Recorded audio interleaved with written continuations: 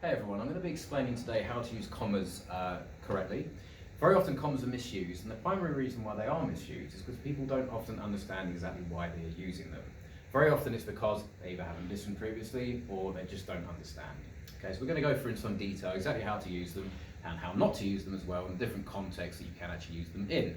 Now, quite often people believe that commas are essentially pauses for breath, which they are, but that's an overly simplistic way of explaining what they do.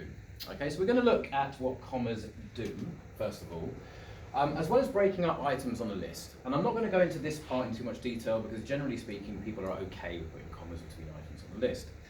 I'm going to be looking more at how commas can be used to break up a complete sentence and an incomplete sentence. Notice that I've highlighted these words because these are really, really important. Okay, so we're going to be looking at some examples of how to do that correctly first. Example number one. Even though it was freezing cold this morning, I managed to get out of bed on time.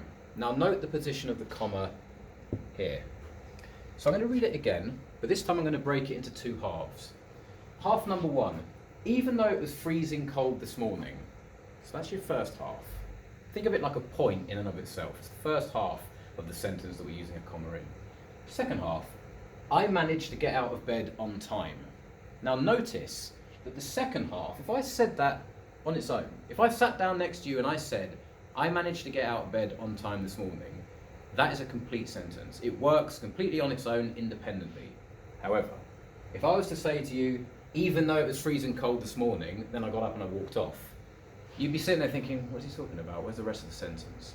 This is an incomplete sentence. So we have a complete and an incomplete separated by a comma. That is how you use a comma correctly in that context. I've got another two examples to show you here. Example number two.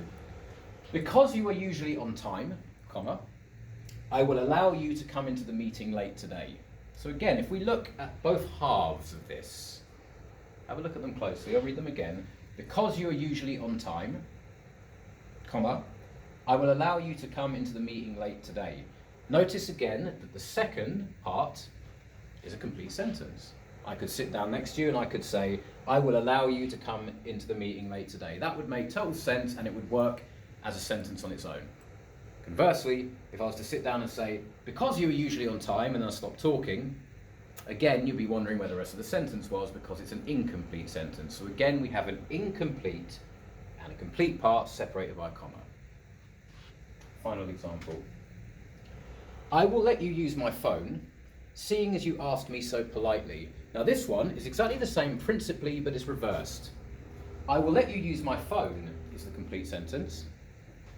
Seeing as you asked me so politely is the incomplete part.